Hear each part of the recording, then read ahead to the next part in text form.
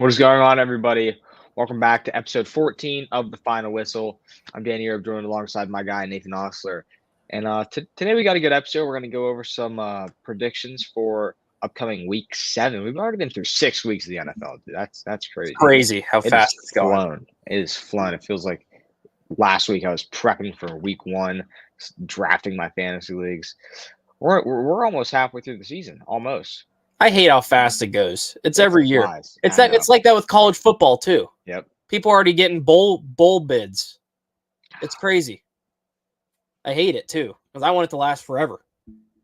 But We got some good games on the slate. We're going to cover a few games and rapid fire some of our picks here today. 2 teams are on a bye week, the Cowboys and Bears, so they will not be getting any coverage. Cowboys need a bye week though because they need to figure some shit out. I was gonna say they are the team that is desperate for a bye week. I don't think the Bears really want the bye week though. They've been hot these last couple weeks. There was a game last night on Thursday. It was Broncos and the Saints. This was an interesting game. The Saints. I know we posted a TikTok about it on our Final Whistle account, where Nathan kind of covered this. Nate, the Saints are bad, and Spencer Rattler. I don't know if anyone did. You watch QB? I forget what the show is called. QBU or something. On Netflix. No. It was when Spencer Rattler was in high school, and they covered him, and I didn't like him ever since that, honestly. But he was so hyped up to be this great quarterback prospect, and now I've just never really believed in Spencer Rattler ever since I've watched that show. But he looked bad in this game. He threw for 172 yards. Eventually got benched for Jake Haener, who threw for 38 yards, which is sad. He had a QBR of 55%. He had no interceptions, but he did have that fumble in the fourth quarter where the ball went over his head, and I don't think that counted as a fumble. I think that was more on the center technically, which is crazy. But yeah, Spencer Rattler played pretty bad. Bo Nix played solid, but 164 yards. He had some bad passes as well, but he had a way better QBR. The running game for Denver was dominant. Javonte Williams, 88 yards on 14 carries and 2 touchdowns. He helped my fantasy league. And then Bo Nix, 10 rushing attempts for 75 yards. I mean, he rushed a little bit in college, but I didn't think he was going to be like that. I mean, that's crazy. 75 yards from a quarterback, some Lamar Jackson, Justin Fields type numbers. But yeah, this game was boring to watch to, I would say, a casual fan, but to anyone who enjoys football, I didn't know half the guys playing on the Saints, which was crazy. This is a game for immaculate grid players. Yes. Practically. I don't think Cortland Sutton got any targets or catches in this game, which they talked about to Sean Payton at halftime, and he was just kind of like, oh, yeah. So that was a bad bounce for all the Cortland Sutton fantasy owners. But I want to hear your take, more for the people that didn't hear the TikTok that you posted earlier. So this is going back on a clip we posted everywhere a couple weeks ago. Saints started 2-0, and then I brought up their next 4 games were going to be the test if they could be a legit team or not. Everyone was healthy for that stretch, by the way. They still had Derek Carr. They lost to the Eagles, lost to the Chiefs, lost to the Falcons, lost to the Bucks. All 4 of those games, they had a chance to beat Denver, and I will give my props to the Denver Broncos right now. They are kind of one of my how are they good right now teams. They're now 4-3. This was a team I thought was going to be at 4 or 5 wins all year, possibly. A lot of guys are high on the Broncos that I've talked to or heard in the media, but this is a team that's kind of shocking everyone's expectations right now. And the Saints, on the other hand, after starting 2-0, have now lost 5 in a row. So it's along the aspects of, can they save their season? And they are such a weird football team, in my opinion. I'll just say this before I get to my thoughts of what they have. This is their schedule coming up, and this is why I feel like they could, but I personally don't think they aren't going to. Yeah. Because they have the Chargers, Panthers, Falcons, and Browns, their next 4. They could easily win those games, especially maybe the Falcons are the team that gives them issues. The Chargers, there's question marks about Justin Herbert, if he's healthy every week or not. The Panthers are the Panthers. We all know that. They already whooped the Panthers in week 1. They beat them 47-10. That was with Bryce Young, not Andy Dalton. Falcons they lost to, but then they had the Cleveland Browns, who have 1 win. Then they go on a bye week, and the 5th game I brought up was the Rams, who also have 1 win right now. So their next 6 weeks, that is, 5 games. Chargers, Panthers, Falcons, Browns, Rams, 3 of which are home games. Those home games are the Falcons, Browns, and Rams. 2 of those games feature a team with 1 win right now, the Browns and Rams. The Panthers have 1 win right now. The Chargers and the Falcons are the toughest opponents on paper, probably the Falcons. The Saints, if Derek Carr and everyone is healthy, could win 4 of those 5 games if they go back to what they were doing. But something is clearly, they have injury issues. Something is clearly going awful right now. And I'll say this about the game last night. I was flip-flopping between watching this one, and then I kind of shifted my priority to the Dodgers-Mets. But then I was like, that game was becoming a blowout, so I kind of got stuck watching football again. And I'll just say this. I didn't think Spencer Rattler was going to be good. I'm surprised he got drafted. Really. I don't think he should have been drafted as high as he was. I'm surprised he's a backup in the NFL. He should at best be a 3rd string, maybe, if he is NFL caliber. Honestly, he should either be in the XFL. That's what I thought he would be. Maybe the Canadian League, like all jokes aside. But this guy is not NFL caliber, in my opinion. He wasn't really good in college. And Kirk Herbstreit said this last night on the broadcast, him and Al Michaels. And I liked when he used this analogy. Both him and Bo Nix were on the same type of career path, you could say. Both of them, you had Rattler at Oklahoma, Bo Nix at Auburn. He was a big Auburn guy. Both of those teams gave up on those QBs. They transferred elsewhere. Bo Nix went on to have a great career at Oregon. Amazing career at Oregon, you could say. Spencer Rattler, what did he do at South Carolina? Nothing. He's horrible. What I think did he they do? had one upset. They had one crazy upset win, but I mean, Spencer Rattler's stats never jumped out at me. They never jumped out at anyone. I mean, he was always in my opinion, a below average quarterback. I mean, going back to, I gotta find what this show was on Netflix, but he never just jumped out at me. Like, I get why he has fans. Like, I saw so many people hyped up for him to start this week. I was like, why are Yeah, people it was so called hyped? QB1. The show's called QB1. Like, I'm not sure if you saw all the comments when ESPN, like all those places were posting he was starting this week. So many people were hyped for the guy. They were like, I believe in Spencer Rattler. What did he show in college? He never won anything with South Carolina. He left Oklahoma, which is by far, I would say, the better team than South Carolina. Both teams are now in the SEC. And then Bo Nix, on the other hand, his counterpart last night, who left Auburn, went on to have a successful career at Oregon. He was there for a while, but he had a really successful career. And you know me, I'm personally high on Bo Nix. He's looked pretty good ever since the first 2 weeks or so. He's kind of starting to, he's looking better. He's kind of like, I mean, Caleb Williams, Jane Daniels have been way better than Bo Nix. Don't get me wrong. But Bo Nix started out slow, and he hasn't looked bad. He has not looked awful. He's making the offense work. And an aspect of his game I don't think people thought was good if you didn't watch him in college was his ability to run the football. He's been very shocking at running the football. Before this game, I think he was the only guy on Denver to score a rushing touchdown. This is the first game their running back scored a touchdown. Bo Nix so far this year, he has 5 touchdown passes, 5 picks. He has 50.2 QBR. He has 1,246 passing yards. I mean, for a rookie QB, I don't know what else you could ask for. He's played, I mean, like 5-7 games. Mm-hmm. I mean, I can't be upset with that.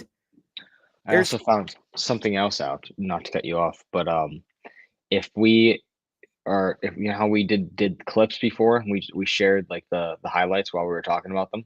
Yeah. As long as it is not from the NFL's actual YouTube account, you're allowed to do it. Okay.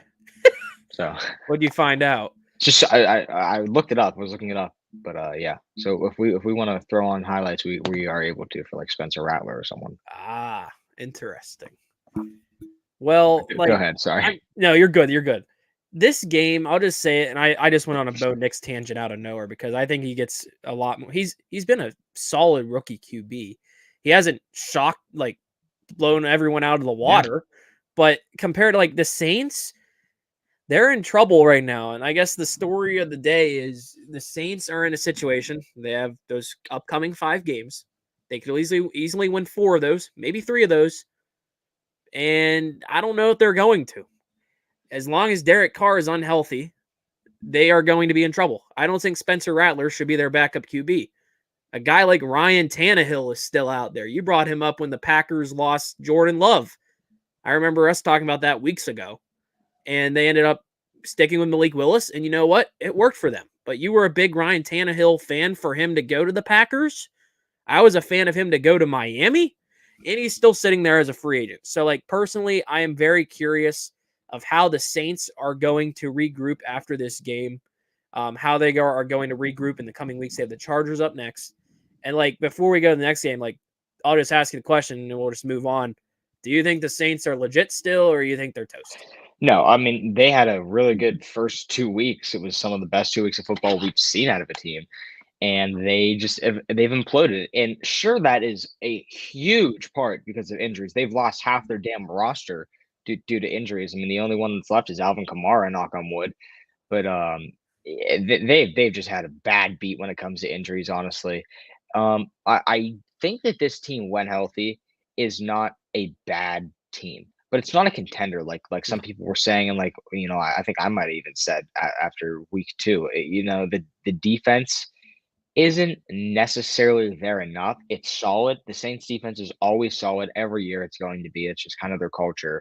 But do the Saints battle back from this when everyone's healthy? I think that they'll be in too big of a deficit to win games. This isn't a team that can, come back from 2-6, 2-7, 2-8. I mean, once you're that, and then Derek Carr's back, and your some of your core guys are back. Raheed Shaheed is out. I think he's out for the year, and that's been your big play guy. That's been the guy that's going to get you a 60, 70-yard play once a game. Raheed Shaheed, he's returning kicks, he's scoring those big bomb touchdowns. So it's going to be a tough season for the Saints. I think that if you're a Saints fan, just be more optimistic about what you saw in the beginning of the year. Yeah. Rather than, kind of dread on what's going on. So for now, I mean, I know it's early to talk about next season, but you can kind of be like, all right, well, next season when everyone's back, hopefully we can beat that team that we saw weeks 1 and 2. Yeah, I like what you said there about you don't think they're a team that's 2-5 that can save their season. Like, I'm looking at other teams that are bad right now. No. The Bengals are 2-4. They are more than capable. They could save their season. I think the Rams could save their season with Puka and Kupp when they come back. I think the Niners, who are 3-3, they're a team that's going to come back. The Eagles are 3-2. They've underperformed. I think they're still going to finish well. Like, there's a complete difference. The Saints are the Saints. No disrespect to the New Orleans Saints at all. They're 2-5. I'm looking at them, and then say the Bengals lose this week to Cleveland, and they go 2-5. I trust the Bengals to save their season more so than the Saints. I guess that's my argument right there. But yeah, that's Saints Broncos, and we picked 3 games that we are our big components for this week of we want to talk about these games this week. I think we're going to start doing that on Fridays, pick like 3 games to watch out for, and then rapid fire winners. Do we want to start with the big one? I guess Sunday Night Football, I guess. Let's get the Sunday Night Football last. It's the last game on the slate. Let's do Lions Vikings 1:00 game. It's in Minneapolis. Should be a solid game. Jared Goff, who just came off the best quarterback performance of the year so far in Dallas. They put belt to ass in Jerry World, and now they're going up against the undefeated team in the NFL, the Minnesota Vikings. And this is going to be a good game. 57% of the public is on Detroit, and 42.3% is on the Vikings. Minnesota is favored in this game by 1.5 points. Home team in sports betting automatically gets 3 points. So that technically means that Detroit is favored by 1 point. So basically it's a pick 'em. It's a pick 'em. So should we get into our predictions now, or do we rip that after a little bit of a debrief on this game? We want to debrief for the 3 we pick. And here's the thing I'll say this before you start. This is a very good week. So it was kind of hard to determine 3 games. So I'll throw back to you. Yeah, this is going to be a very solid game. I think the biggest part of this Detroit offense people didn't expect this year. A lot of people thought, okay, they have so many weapons going into this year. They have a guy like Sam Laporta, who was last year the best tight end in the NFL by far statistically. And then you have a guy in Amon St. Brown, who was last year a top 3 wide receiver statistically. And then you have an explosive new running back in Jahmyr Gibbs, and everyone's so excited about Jahmyr Gibbs, and he's going to ball out next year. No, no, no, no. The star player on Detroit this year is not one of those 3. His name's David Montgomery. And David Montgomery has been running like he hates the damn ground. He has been absolutely killing it. David Montgomery, props to you, man. You have taken this team and you have given a team that was already a Super Bowl contender, and you've made them better. And you haven't taken away from Jahmyr Gibbs like we saw in whenever DeAndre Swift was in Detroit, and Jamal Williams was the running back who was taking away carries and a lot of stuff from DeAndre Swift. A lot of people are upset about that. No, this is a perfect 1-2 punch combo. And with the helps of Jared Goff and an above average defense, I'll tell you what, this Lions team is one of, if not one of the best teams in the NFL. And I'm going to take them to beat the Minnesota Vikings in this game, solely just because I think pound for pound, this Detroit team is better than Minnesota.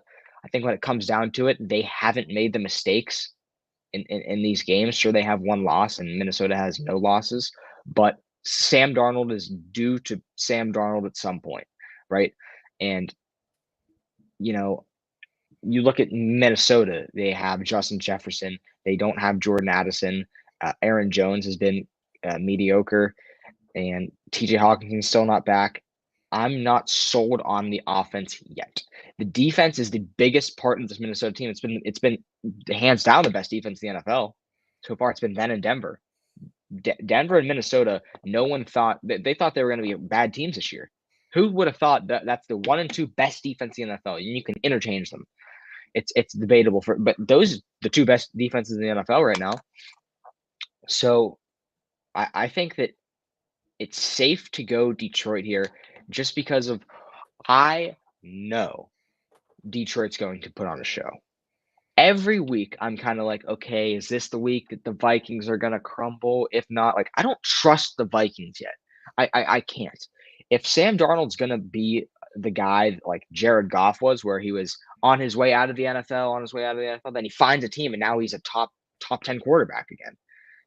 If Sam Darnold's going to do that in his NFL career, it's going to take me a year or 2 to be fully bought in on Sam Darnold. It took me a year to be bought in on Brock Purdy. It takes me long because we see it so often. Look at last year. Look at Josh Dobbs.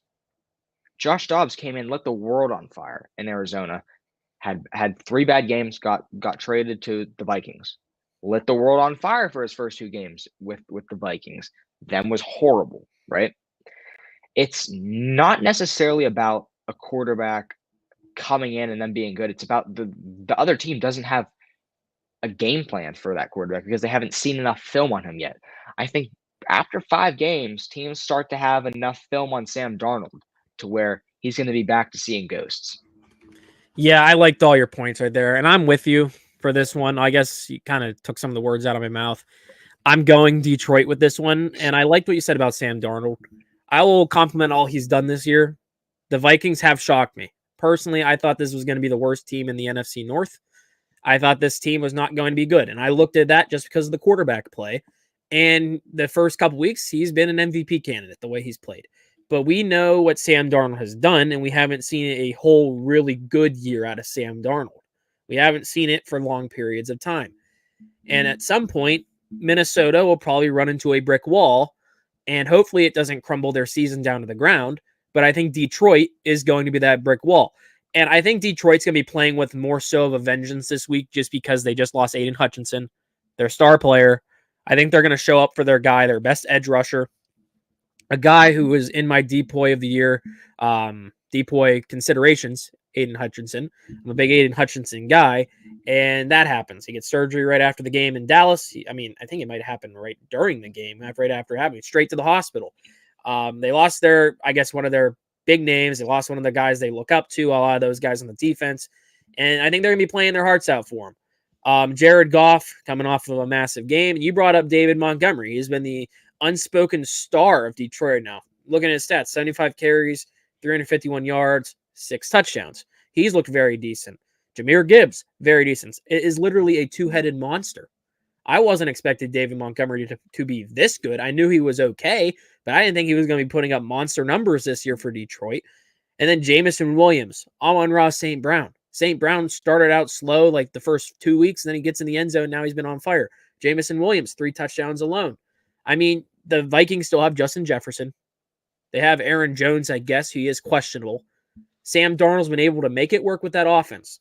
But I don't really trust their defense enough to stop how Detroit has been playing. The Lions just went into Dallas and destroyed the Cowboys. Yes, I picked the Lions last week because the Cowboys have not been good at home the last couple games. They had that loss to the Packers in the wild card, and then they get murdered. They were getting killed by the Ravens. They got killed by the Lions. There was another team in there, the Saints, that we just talked about. The Saints killed the Cowboys. And I think the Lions offense is going to be on fire still. And like I said, I think they are the brick wall for the Minnesota Vikings. The Vikings are not going to go undefeated. They're not a candidate to go undefeated. And I like what you said, and it's been in my mind every week. Every week I think the Vikings are going to finally lose. And I think this is the most confident I am in saying the Vikings are probably going to lose. They beat the Jets last week in London. Pretty cool. I think it was the Vikings. But on the other hand, the Lions have played, I think, a much tougher schedule. They played some pretty good football teams, and the Lions are coming off of an absolute killing of Dallas. And I think they're going to take that, go beat the Vikings. And I think the Lions are looking at this. I think Dan Campbell's going into this game saying, we should not be in the running for second place in this division right now. We are supposed to be the NFC North champions. We were a couple minutes away from a Super Bowl. We should not be letting the Minnesota Vikings run away with this division. If the Vikings somehow win this game, maybe I go all in with the Minnesota Vikings saying like, oh, maybe, they might be legit starting 6-0. They beat Detroit. They now have a 2-game lead in that division. But the Bears, the Packers are right behind this year. This division somehow has been very fun to watch. Like I thought the Vikings were going to be dead last by now. I didn't think the Bears and Packers would be chasing the Lions right now. I didn't think all these teams are in the running for first place. I think this is going to be one of those divisions that could just steal all the wild cards the way the Vikings have played. There's a possibility where all 4 teams in a division can make the playoffs. Division winner, 3 wild cards. This could be the division that screws over a lot of NFC teams. Look at the way the Niners have started. They're 3-3. They better get their butts going because who knows? The Lions, Packers, and Bears, they're right with them. They have better records than the 49ers. The Vikings, they're killing it. But before I get on yapping, I will take the Detroit Lions. It's going to be close. I could see this being the type of game we see like a walk-off field goal, honestly, the way they have been playing. But yeah, I am going to go Detroit. So yeah, Lions over Vikings. All right. Next and last game. This is the big one, I would say. I will be at this game. Steelers, Jets. Oh, I thought you were going to say Chiefs, Niners. Oh, Chiefs, Niners? Yeah, we can get into that. You do Steelers, Jets. You already said Steelers, Jets. I already did it. Steelers, Jets. I'll be there. I'm going to be there. Okay. Got tickets before I knew that Russell Wilson was going to start.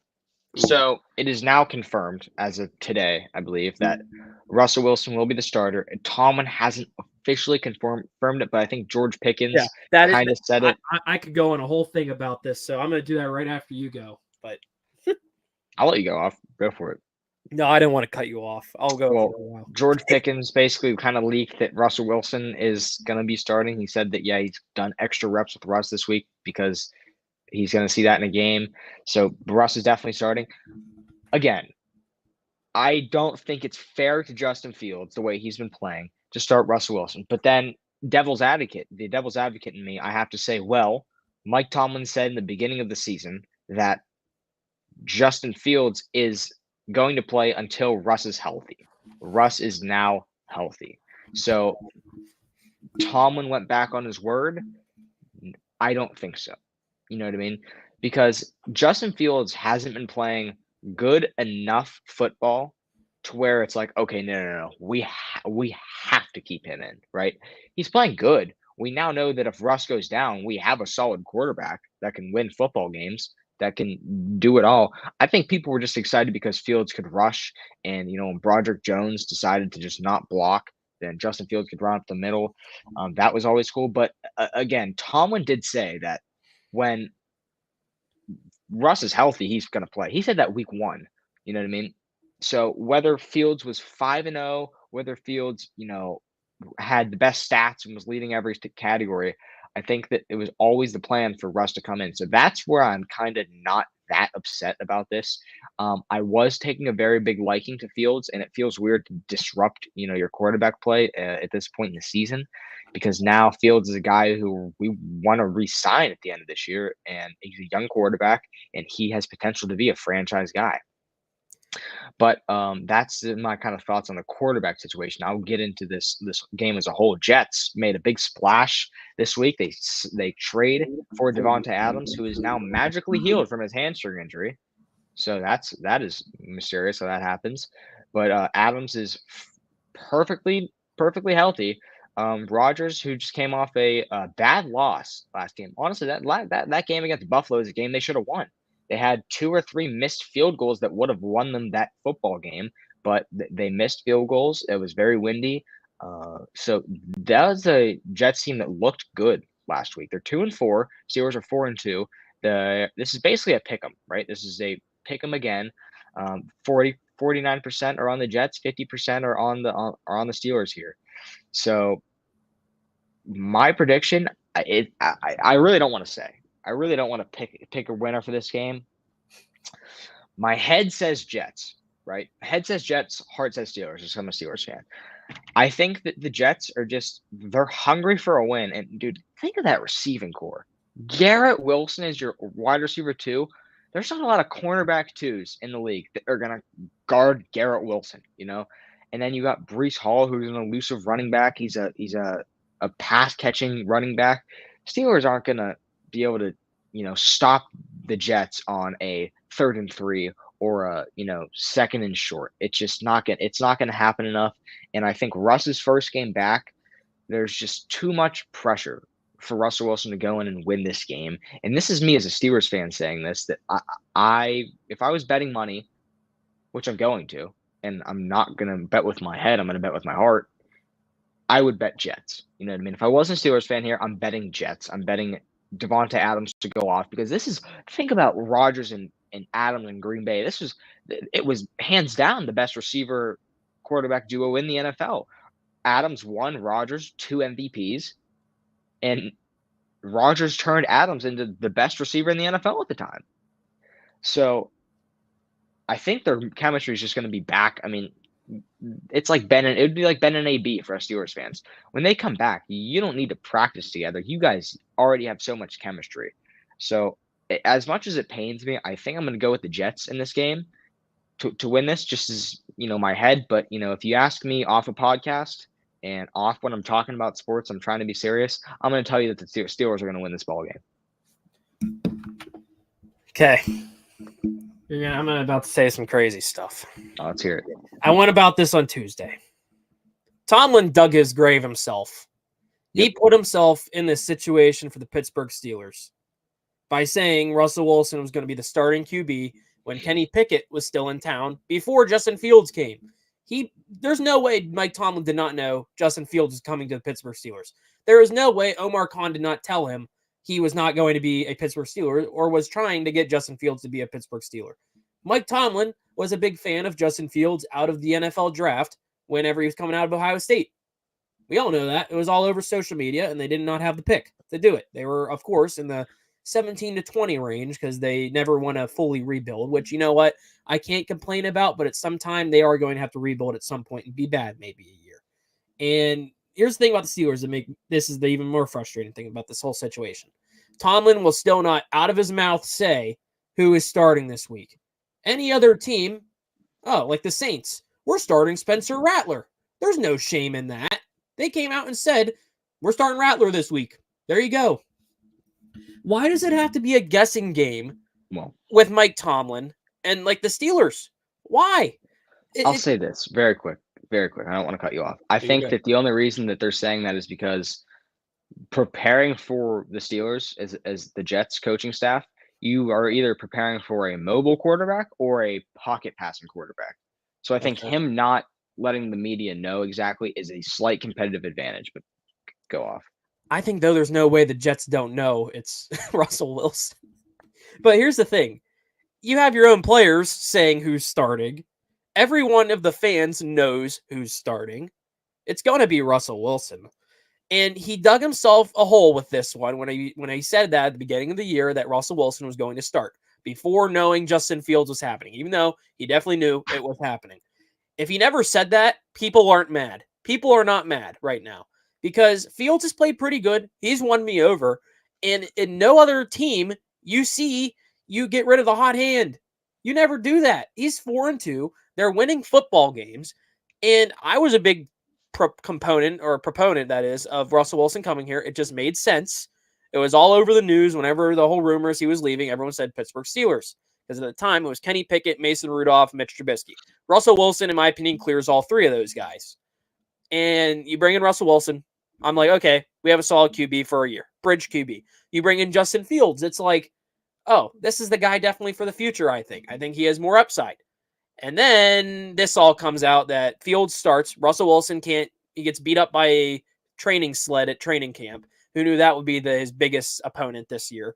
And it gives Justin Fields the opportunity to start. He goes 4-2, and then he gets benched. And you have Justin Fields in interviews saying he didn't do good enough. I don't want Justin Fields saying that about himself. You have players like Najee Harris sticking up for the guy. He went 4-2. Yes, he did not put up greatest passing numbers. I will say that. But he was able to make plays happen. The one thing that made me upset with Fields' play so far was his play in the first halves of football games. It took until the second half to get things going, and that's where the Steelers won all those games they've won in the second half. But you know what? It works. But I need to see a full football game. Justin Fields is clearly QB1 of the future, in my opinion. They want him to be QB1. But I think they have handled this whole situation awfully by just being secretive and giving both these guys first teams reps, having the media, which we all know Pittsburgh media is something else, It's horrible. have to guess and be like, oh, there's a QB controversy in Pittsburgh. Oh, then all the Yinzers, we know Yinzers are, if you don't know what a Yinzer is, it's basically Pittsburgh citizens. And Yinzers are the most diehard football fans, I would say. The Steelers, it's Super Bowl or bust every year with diehard Yinzers. These guys, if you're not in the Pittsburgh media circle, if you're watching this from another fan base, it's been constant fighting. It's been fake controversies made. Why Russell Wilson should start. Why Justin Fields should start. If you just read the Facebook comments, they are awful. It's just people thinking they know what they know about football, and they're like, oh, Justin Fields sucks because he runs the football. Oh. Like, okay, buddy, you don't know anything. We're winning football games. Justin Fields should be the starter until it starts to come falling down. Then I'm looking at they get the better draft pick if he plays less than 50% of snaps. Part of me is like, oh, maybe the Rooneys are doing something about this thing and oh, let's get a better draft pick. But where does it matter if you give up a 6th or 7th round pick? Honestly, it's just a 4th round pick. Also, the Steelers, haven't had greatest history picking in the 4th round. Their draft history hasn't really been that good these last couple years. I will say that. And I'll say this about the game on Sunday before I keep going. I just want to finish my point here. I think this is setting up to be a sad disaster primetime game for Pittsburgh, like I know how it usually is on primetime. And I'm sorry you had to hear that as you're going to the game. But I'm looking at this, all the news from both sides. It is setting up. Davante Adams just got traded to the New York Jets. The Steelers wanted Davante Adams. It was not going to happen. He goes to the Jets. The QB drama, as people like to call it, in Pittsburgh. It's setting up for a typical Mike Tomlin showcase. Yep. I like to call it, it's always the primetime special. And we saw that against the Cowboys. The Steelers in primetime are not that good. They lost to the Patriots of all teams last year on primetime at home. They lost. It was the worst 2-week stretch I could remember as a Steelers fan. Last year, I went to the game against the Cardinals with 2 stupid lightning delays. They got murdered. The Cardinals sucked. And then the week after, they get murdered by the Patriots. I have very bad vibes as a Steelers fan about this game. I think it's setting up for the Aaron Rodgers, Davante Adams reunion, and it wouldn't shock me if we hear the stupid "We want blank" chants break out. We are going to hear "We want Fields." Yeah, last year, whenever Mitch Trubisky was starting the year Pickett got drafted, no one knows what I'm talking about. People were chanting "We want Kenny." People would chant "Fire Canada." I feel like some people might have chanted "We want Mason" at some points of Kenny's career. But Yinzers will chant anything. that place is going to go crazy. If, like, I feel like the first pick, if Russell Wilson throws a pick, the chants begin. Because Yinzers are the most impatient fans I ever know, and I'm one of them. I am impatient. But this is a game, it's setting up for a trap. I don't even want to call it a trap. It's setting up for, like I said, a primetime special. I am going to take the New York Jets. I'm not excited to say that. It's just like they're on more of a high right now. They're, like you said, they should have won in Buffalo. They should have won in Buffalo. Yeah, they are more desperate for a win, like you said. I don't think it's going to be a blowout, and this is the funny thing I'll say about this. It's going to be the typical Steelers primetime low-scoring game that people are going to call boring on social media. We saw it with Dallas until the second half began. I could easily see this game being like 18-15 or 18-13.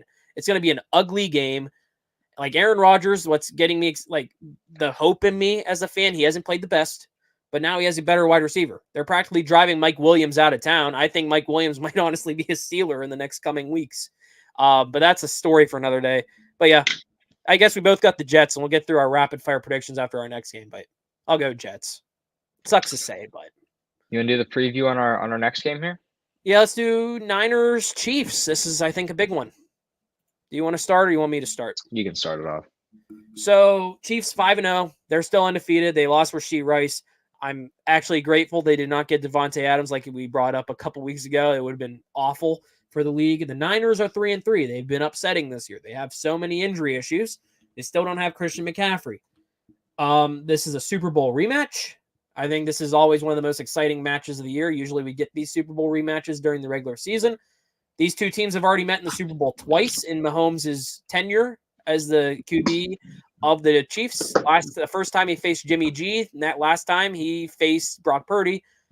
I think if there's a team to beat the Chiefs, it is probably the 49ers. Like I said, and I know a lot of people say it too, you should never count out the Kansas City Chiefs. And I was like that for a bunch of these wins. I think there was a couple you didn't pick them to win. I was like, never count out the Chiefs. They have Patrick. They're going to win these games. If this is the game I'm counting them out, I think it is. I think this is the week where it's going to be we lose, I think, both the remaining undefeated teams, the Vikings and the Chiefs. I think the Niners are more than capable to do this. It is in San Francisco. It's not at Arrowhead. I think the Niners are going to be looking out for revenge. Yeah, very briefly, I guess I'll just say it right now. I am going to go 49ers. I think this is going to be a very good game. I think this could be like a game of the year thing. Here's the interesting note. 50.1% to 49.5%. It's like you said, a pick 'em. It's going towards, on ESPN Analytics, the Niners. They are the favorite.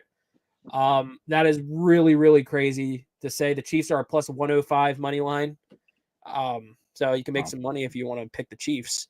But yeah, I mean, Jordan Mason is questionable for the Niners. I think that's a big one. If they don't have Jordan Mason, they might be in trouble. Jawan Jennings, also questionable. Rashee Rice, of course, on the IR. So I think the wide receiver edge goes to the Niners. And that's part of the reason I think I'm going to pick them. Mahomes, in my opinion, has not looked like Patrick Mahomes this year. 6 touchdowns, 6 picks, 1,235 yards. Brock Purdy, 9 touchdowns, 4 picks, 1,629 yards. He is outplaying Patrick Mahomes. Mahomes, in my opinion, like people are dropping him from fantasy football. He has not played well. And it's crazy to say. This is a guy who's won multiple MVPs. He's a guy that's going to be a Hall of Famer. He's in the midst of a dynasty with the Chiefs. And this is probably going to be, it's on record, this could be one of his worst seasons so far, and it clearly is. And I think it's due to come, they're going to hit their brick wall, just like the Minnesota Vikings, I think, this week. And I am going to be brief with this one. I am going to take San Francisco. I think it's going to be high scoring, and I think they win it. Yeah, I think that I'm not going to go San Francisco. I'm gonna go with the Chiefs here, and just off the fact that San Francisco's looked a little shaky. They're 3-2. They just came off a win against Seattle, and I wasn't sold on the Niners. Jordan Mason looked shaky, but he did have a decent game. From another standpoint, I just don't know if they're going to beat the Chiefs. The Chiefs have been the Niners' Achilles heel. And, whenever teams have a team that is an older brother to them, I mean, you look at teams like The Steelers and the Ravens, honestly. That's kind of, I mean, it doesn't matter who has a better record, who's a better team. The older brother wins. You know what I mean? Majority of the time. And that's why I'm going to go with the Chiefs here. And it is a Super Bowl rematch, so there is some, aggression. The Chiefs don't have Isaiah Pacheco, and they don't have Rashee Rice, which are their two biggest weapons this year. Travis Kelce finally looked good last game. Finally. And if Travis Kelce can do that again, that's it. You need 80 yards from Travis Kelce. That's it. 80 yards. And if he can do that, you're going to win this football game. Kareem Hunt looked great. He looked very good. And I think I'm going to go with the Chiefs here. I don't think that's ridiculous to say. Yeah, I agree. I think this is the only game we've been 50-50 on so far. And I'll say this about the Niners before we get into our rapid fire. I'm looking at this schedule they have right now. They blew it at the beginning of the year. If they lose this game, they go 3-4. Teams they would have lost to if they lose this week. They would lose to the Chiefs. They lost to the Cardinals by 1. They lost to the Rams by 3 and lost to the Vikings, who we didn't think were going to be that good. Their schedule coming up, and this is actually crazy. Home against the Cowboys, who have been very subpar, but they're still the Cowboys. Bye week. At the Bucks. Home against the Seahawks. At the Packers. At the Bills. Home against the Bears, who are pretty good so far. Home against the Rams, who they already lost to. At the Dolphins, so who knows, maybe Tua's back by then. That would be interesting. Home against Detroit, at Arizona to end the year. That's a gauntlet for the San Francisco 49ers. I think this is going to be a game where I think they're going to win. I think this is a must-win because especially the Dallas game is must-win. The Bucks are blowing everyone's expectations. I mean, I thought they were going to be even better than what they are, but they're at where I think they were. The Seahawks are the Seahawks. They're usually going to give them some trouble. They did already beat the Seahawks 36-24 last week. They lost to the Rams. They lost to the Cardinals. Two teams they should have beat. Like you said, big brother, little brother. The Niners are usually the big brother in those matchups. And the Rams, they're riddled with injuries. They lost that game. I think that was a game they were missing Cooper Kupp and Puka Nacua. And you lost. This Christian McCaffrey injury has, I think, screwed over the 49ers a little bit. I know Jordan Mason's been performing, but they clearly miss their number one weapon, in my opinion. They also lost Deebo Samuel for a couple games in there. And Brandon Ayuk hasn't performed like that contract. Yep. Brock Purdy's doing all he can. Brock Purdy's been a decent QB. He's been decent. And this is a team, they're in trouble. Just looking at, especially weeks 10 through 14, I would say. Bucks, Seahawks, Packers, Bills, Bears. And that's not even including the Cowboys game next week. Their bye week's at a really good time to be able to say, how are we going to fix this? So that's all I have to say about that one. So let's do some rapid fires. You want to start it off? Let's do it. Let me get back here on the homepage of ESPN. All right. Patriots, Jags. I'm going with the Jaguars here. They got to get a game. They got to start winning eventually. This is another London game. I swear to God, the Jaguars live in London. They lost to the Bears last week. And they have another London game. I would be pretty pissed if I was a Jags fan because you're taking away real home games to play in London. So that sucks for them. I'm going to go with the Jags here. Patriots are bad, but Drake May looked really good. So I think this is honestly a pick 'em. This is tough, but I'm going to go with the Jags. I think the Jaguars are one of the best 1-5 teams in the league. They're better than the Browns. Jaguars are winning. If they lose this, I think they start blowing it up. I think their coach is fired. If they lose, I think he's on a hot seat from now on. But the Jaguars win this game. All right. Next game here, Seahawks-Falcons. I'm going to go with the Seahawks here. They lost a bad game to the Niners. I think that they're just a better team than the Falcons. And, yeah. I'm taking Kirk Cousins and the Falcons. They're riding high these last few weeks, so I'm going Kirk. Titans-Bills. Bills just got Amari Cooper. I'm going to go with the Bills. I as well. I'm going to make it easy. I'm going Buffalo. Buffalo. Bengals-Browns. I'm going to go with the Bengals. I am going the Bengals as well. I think they're one of the worst. I mean, even out of all the worst teams in the league, the Bengals are one of the best worst teams in the league right now, record-wise. They are going to fix their season, so the Bengals win this one. Texans-Packers. This is a sleeper game. I'm going to go with the Packers to beat the Texans. I as well am going to pick the Packers. I'm kind of shocked I said that. You know me, I'm not really a big Packers guy, but it's like This is one of the games we were going to talk about. But we wanted to talk about Jets Steelers. But this was a game I'm looking at. This could be a game of the year candidate. Jordan Love versus CJ Stroud. I'm going Packers. All right, Dolphins Colts. I'm going to go with the Dolphins in this game. This is your snooze fest of the week, in my opinion. I'm not really excited about this one. I am going to go with the Miami Dolphins. Yeah, I'm going to go with the Dolphins to beat the Colts. I just think that this is just going to be an upset. Lions Vikings. I'm going to go. We already talked about this, going with the Lions. Detroit. Eagles Giants. I'm going to go with the Dirty Birds here. Upset of the week. New York Giants beat the Eagles. It's a home game. The Giants have that little feud with Nick Sirianni. Yep. I think the Giants are better than people think right now, and it's shocking I'm saying that. Daniel Jones has not played awful like I would say he is usually. They are a team that's going to stick with the Eagles the way they have been playing. The Eagles have been playing very subpar football for their standards. So that's why I am going to ride with the Giants. And if they lose this week, Nick Sirianni's in trouble. Full cooked. He's full cooked. Raiders Rams. I'm going to go with the Rams to pull out a win against the Raiders. I'm going Rams. This is a must win for them. Panthers Commanders. Commanders easily. Any other year, this is the snooze fest, but this is the Jaden Daniels show. Commanders win it. Chiefs Niners. We already talked about that one. I'm going with the Chiefs. You're going with the Niners. Ravens Buccaneers on Monday Night Football. Monday Night Football. I'm going to go with the Ravens to beat the Buccaneers. Ravens looked really good with Derrick Henry. I'm going to go Bucks. I'm going to go Baker Mayfield. I think that's another game a lot of people are going to be 50-50 on. I also want to Chargers Cardinals. This one's on Monday night as well. I'm going to go with the Cardinals to win this game. I want to say something. Why the hell do we have two games on Monday night? And if they are on Monday night, why are we not doing a 4:00 game on Monday and then an 8:00 game? I can't watch both these games at the same time. I can't. They're an hour apart. It's the stupidest shit I've ever seen in my life. Funny thing is, this is on ESPN Plus too. Oh. They're putting the worst game on ESPN. No one wants to watch Chargers Cardinals. You have Ravens Bucks the same night. Put one of these games on a Sunday. I mean, that's a Chargers Cardinals. That's a Sunday afternoon, like in the West Coast game. A 4:25 matinee. No one really cares about. Mm-hmm. I am going to go, I guess, Chargers.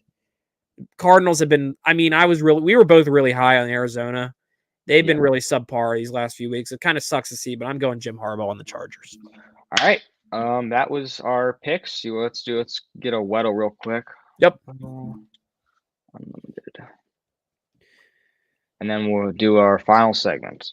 You know what? Do you have a lock of the week? Lock of the week. Lock or upset of the week? My lockeroni and cheese here. Lock of the week. I mean, I could say Bills, but they're favored by 8 points, so that's not really fair. Lock of the week. Give me the Rams. That's my lock of the week. Lock of the week. Rams over Raiders. Lock of the week. You heard it here first. Kyren Williams balling out against the Raiders. Full lock of the week. If you want to put your house on it, go ahead. Lock of the week. My lock of the week's gonna be crazy. Lions over Vikings. I'm that confident in Detroit. Fine lock of the week. I'm that confident. I have an upset of the week. It is going to be the Giants over Eagles. Weddle unlimited. Name drop someone. Random. Josh Allen. Okay, that was great. Missed. Okay. Younger than 28, smaller than 6'5", so I'm thinking running back. Numbers below, so I'm thinking wide receiver now. Let's go with, it's got to be an NFC. Okay. They're in the NFC. They're a wide receiver. They're 6 foot. Older than 24. Their jersey number is lower than 14.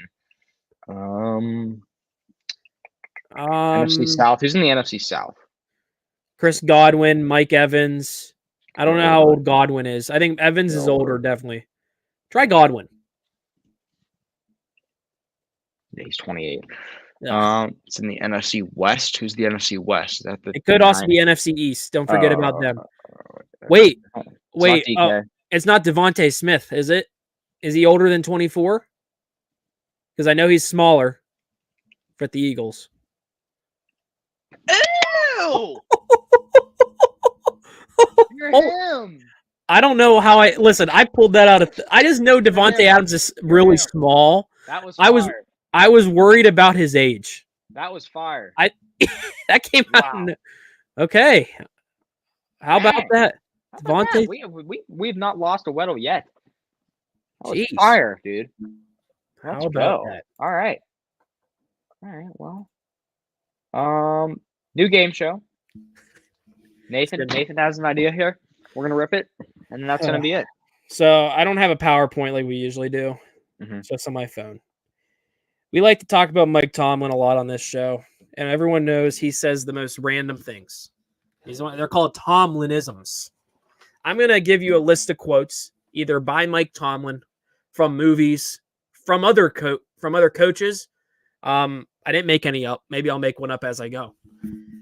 Your job is to ask, did Mike Tomlin say it? Yes or no? I think this could be interesting. You might know some of these quotes. Maybe you don't. So I'm going to read some of these to you. I'll go one by one. Your job is to basically say Mike Tomlin or not Mike Tomlin. You know what? If you can guess the actual person that said it, maybe, or the movie it's from, shot.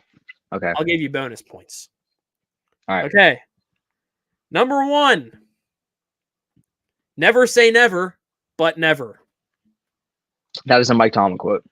You are correct. That was Mike Tomlin. I don't have the exact year, but that was good old Steelers coach, Mike Tomlin. Number 2. We're redistributing the money, so we better get a redistribution of the product. Mike Tomlin. That as well as a Mike Tomlin quote. I am shocked you knew that was. I did not know that was a Mike Tomlin quote before I found it. Number 3. Let's go eat a damn snack.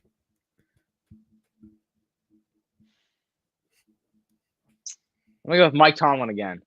That was Rex Ryan. Oh. Said, let's go eat a damn snack. That was not a Mike Tomlin quote, but it would be really funny. He was an NFL coach. Okay. He was a pretty poor NFL coach, in my opinion. The next one.